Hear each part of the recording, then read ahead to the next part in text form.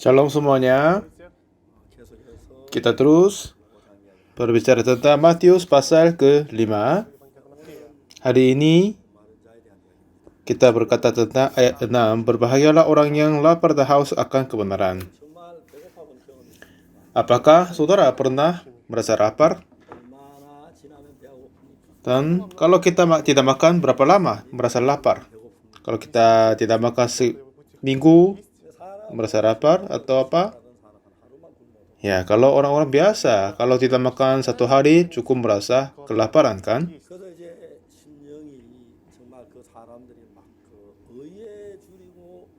Dan di sini berkata, berbahagialah orang yang lapar dan haus akan kebenaran. Ya, katanya Tuhan, berbahagia kepada mereka lapar dan haus akan kebenaran.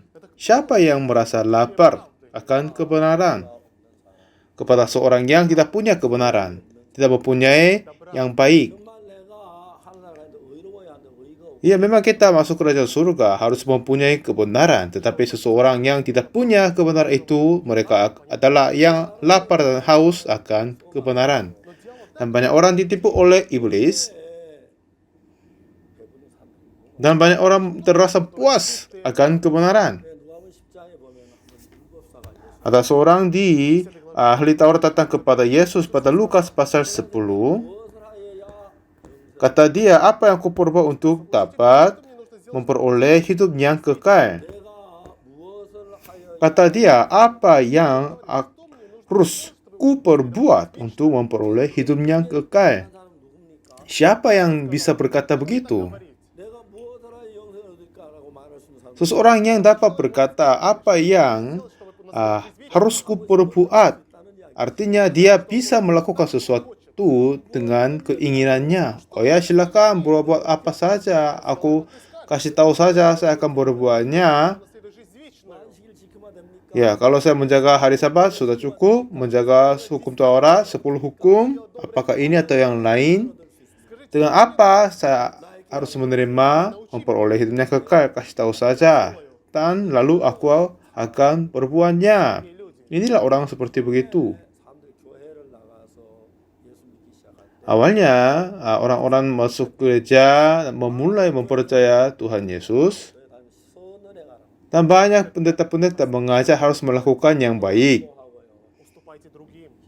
Dan melayani, mempersembahkan untuk hidup untuk orang lain, dan jangan hidup untuk dirinya sendiri.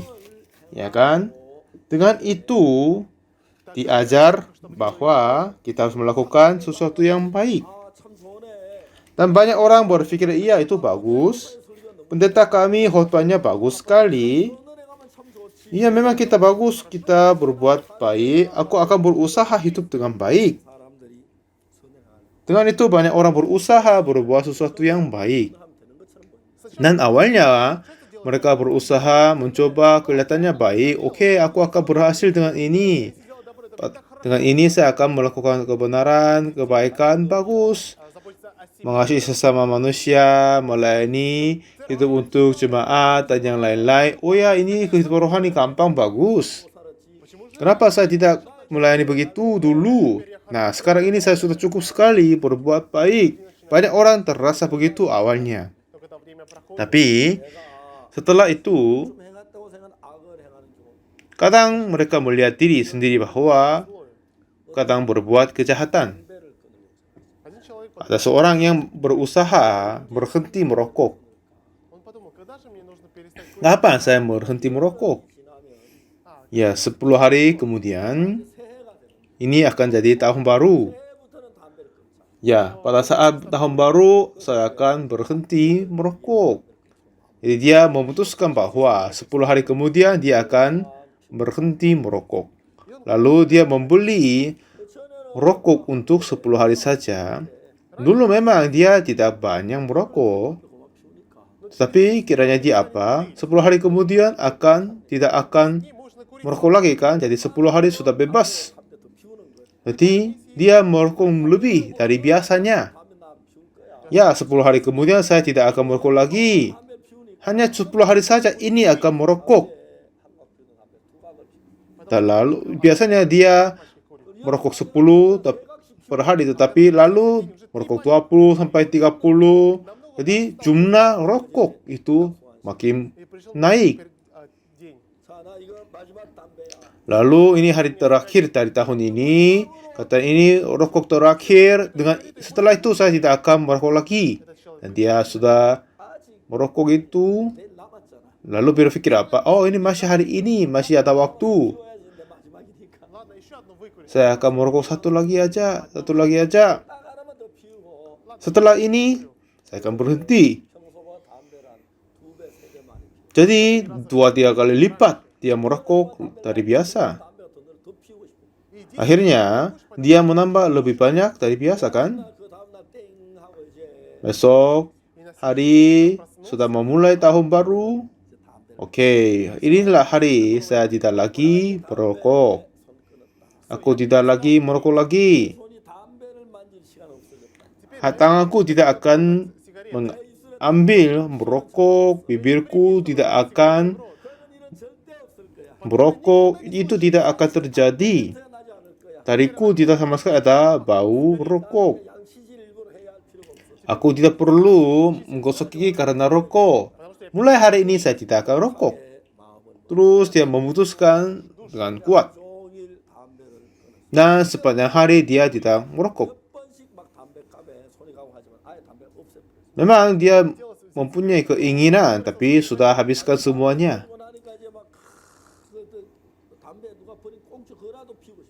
Setelah telah membuang semua bungkus-bungkus rokok, akhirnya dia tidak bisa cari, tapi selalu terus mempunyai keinginan merokok lagi. Akhirnya jam 12 siang mau merokok seterusnya. Tapi dia mempunyai semangat, keputusan, iya aku tidak lagi merokok.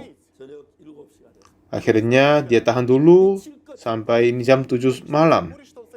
Dia terasa hampir gila, tapi tahan lagi. Dan pada saat dia masuk tidur, dan dia berpikir, iya hari ini saya tidak sama sekali merokok.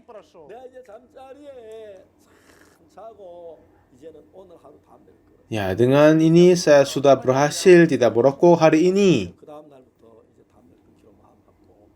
Dan dia memutuskan lagi, besok tidak akan merokok lagi. Tetapi besok pagi, dia terbangun, tanpa sadar dia merokok. Dan menyala api di sana. Aduh, aku sudah tidak merokok lagi kan? Oh, kenapa? Saya merokok lagi nih. Udah, ini sudah saya memulai, habiskan ini saja. Setelah itu, ya saya tidak akan merokok lagi.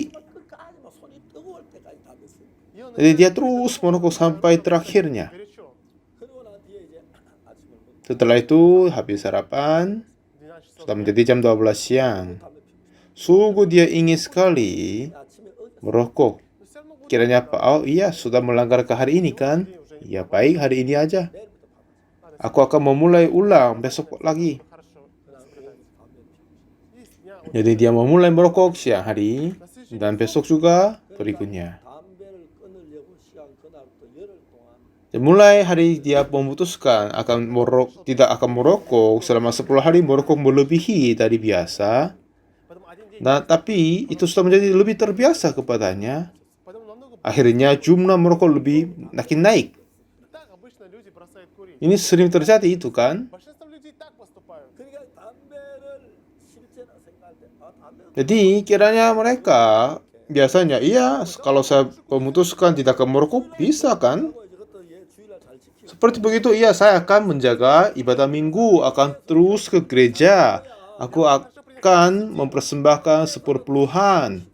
Dalam hatinya pikirannya gampang, tetapi biasanya memperbaiki kehidupan yang kejahatan, memperbaiki pelaku-pelaku itu, ya tidak gampang. Tetapi mereka tidak mencoba sesungguhnya.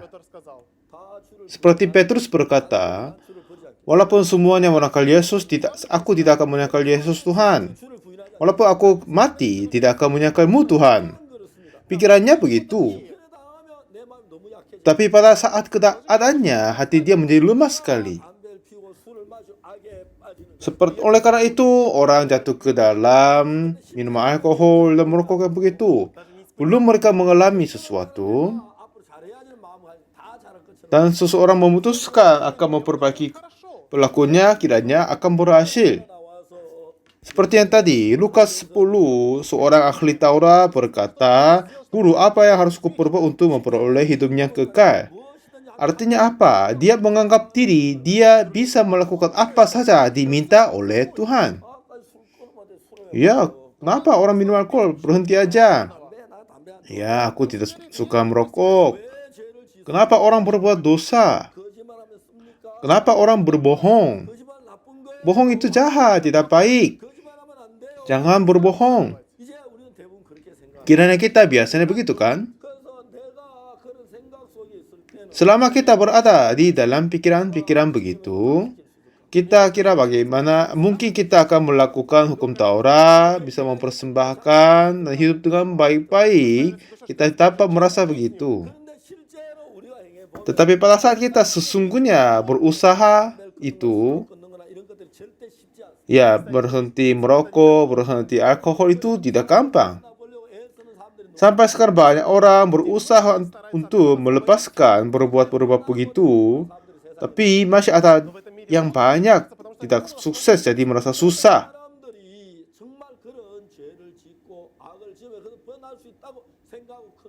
Sepertinya begitu banyak orang bermegah diri bahwa kalau mereka berbuat baik, pasti akan berbuat baik, kiranya begitu. Yesus berkata kepada orang ahli Taurat itu, apa yang tertulis dalam hukum Taurat, apa yang kau baca di sana? Itu pertanyaan yang menarik sekali. Apa yang tertulis dalam hukum Taurat? Dan bagaimana kau baca itu?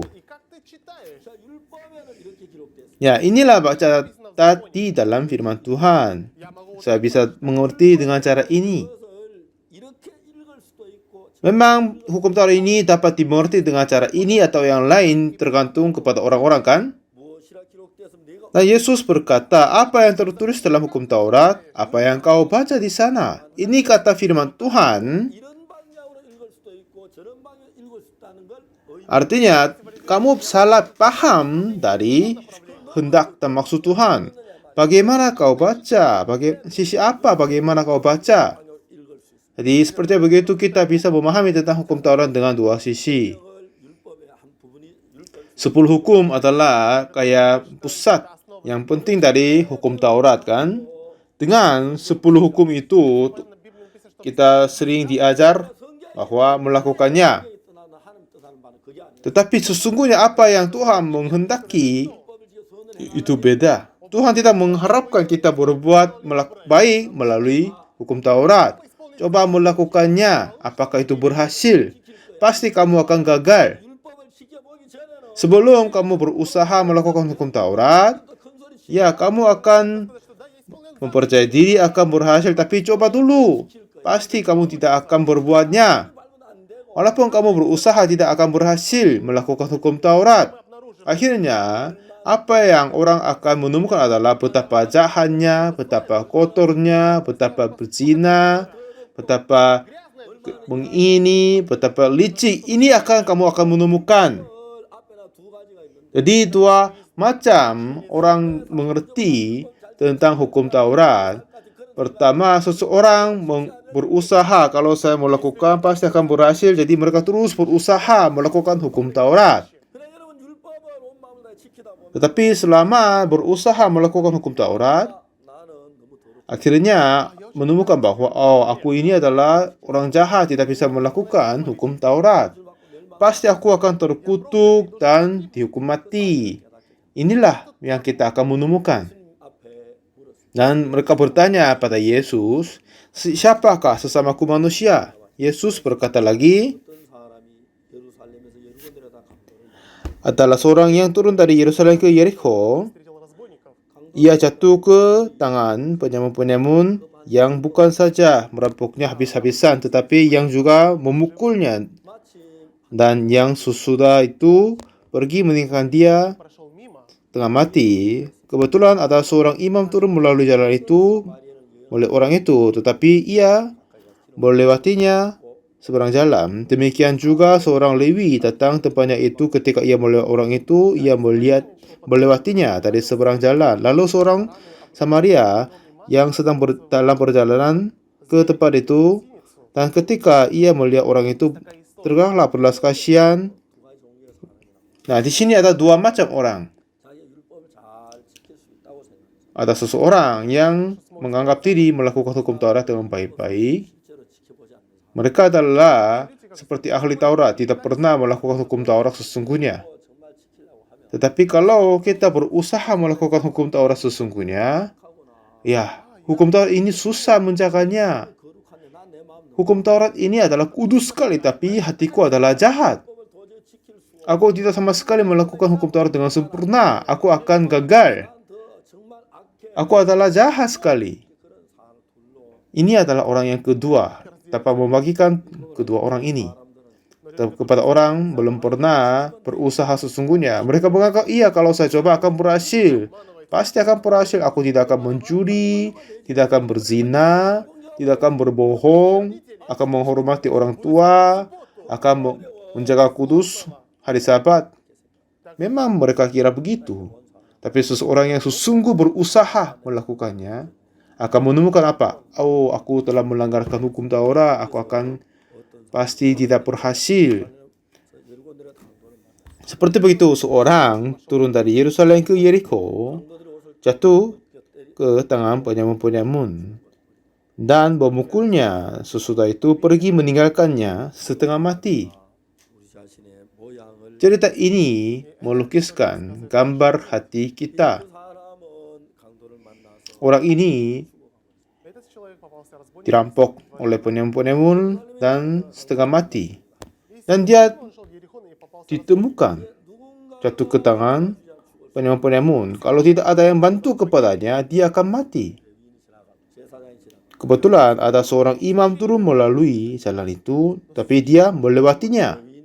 Orang Lewi, dia datang tapi melewatinya. Terakhirnya, seorang Samaria yang datang.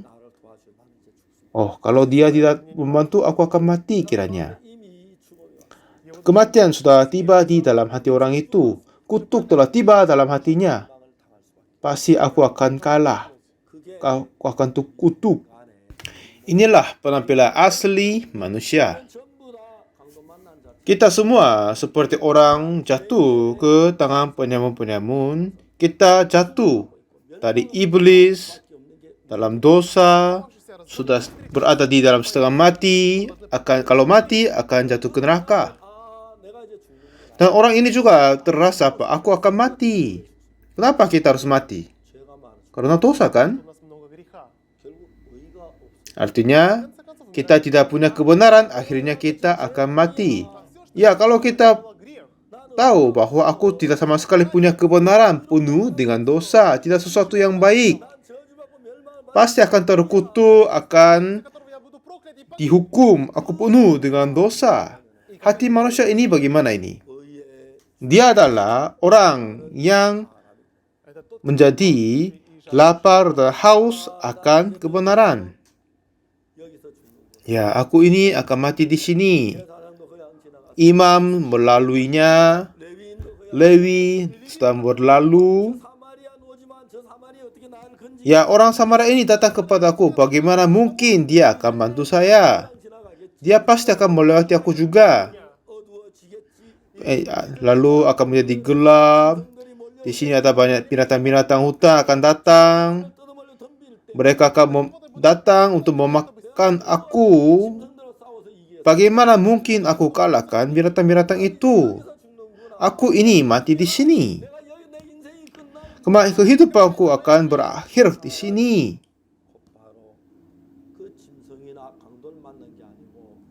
Lalu orang ini mengartikan bahwa ini bukan seorang yang jatuh dalam tangan penyamun, tapi kepada penampilan manusia yang jatuh dalam dosa.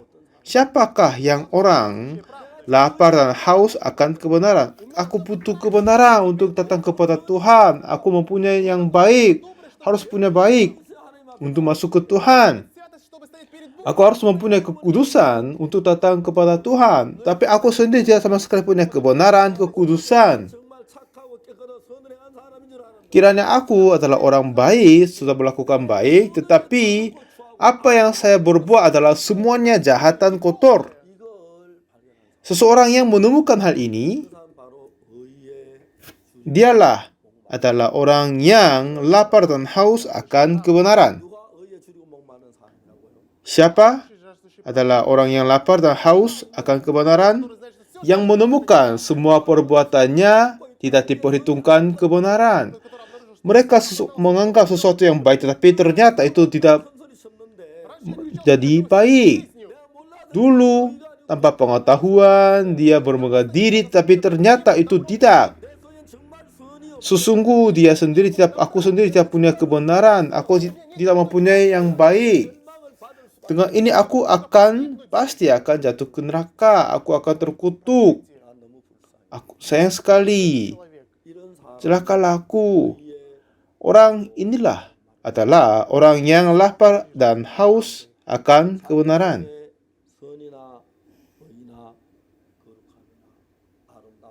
Jadi, di dalam dia menemukan tidak sama sekali ada kebenaran yang suci, kudus, tidak ada. Dan salah satu firman Tuhan dari Yesus yang heran adalah ini. Berbahagialah orang yang lapar dan haus akan kebenaran. Ya, kalau mereka lapar akan mati kelaparan kan? Tetapi kata di sini, karena mereka akan dipuaskan. Sampai sekarang orang bermegah karena perbuatan yang baik dirinya sendiri. Tetapi ternyata itu pun tidak lagi yang baik, tidak lagi kebenaran. Setelah itu,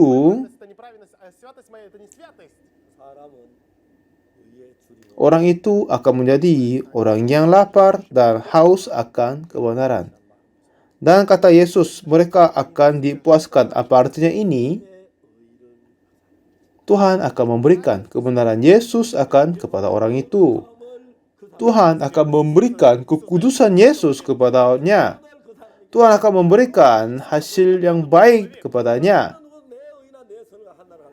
Tidak sama sekali ada orang yang membawa kebenaran diri dan masuk kerajaan surga. Kita semua membutuh kebenaran Tuhan, kekudusannya Tuhan, dan kesempurnaan Tuhan. Tetapi seseorang yang merasa dia sendiri adalah baik akan menolak kebenaran Yesus. Kepada orang yang tidak mempunyai kebenaran yang baik, aku tidak pernah berbuat baik, aku adalah jahat, aku adalah kotor. Aku sesungguh orang licik sekali. Seseorang yang mempunyai hati demikian, kepadanya Tuhan Yesus berkata, Tuhan akan memberikan kebenaran Yesus dan bisa menerima kekudusan Yesus. Akan menerima kebaikan dari Yesus. Orang yang lapar dan haus akan kebenaran, mereka akan dipuaskan. Kalau kita berkata dengan kata yang lain, seseorang yang menganggap diri baik dan kudus dan kebenaran, mereka tidak akan menerima kebenaran Yesus, tidak akan menerima kebaikan Yesus, tidak akan menerima kekudusan Yesus Kristus. Melainkan seseorang yang mengetahui dirinya sendiri, dia adalah jahat, kotor, tidak sama sekali ada kebenaran, dan sesungguh mereka menjadi orang yang lapar dan haus akan kebenaran. Lalu mereka lah akan menerima kebenaran Yesus. Mereka lah akan puas dari kekudusan dan hasil usaha dari Yesus Kristus. Mereka lah akan berbahagia.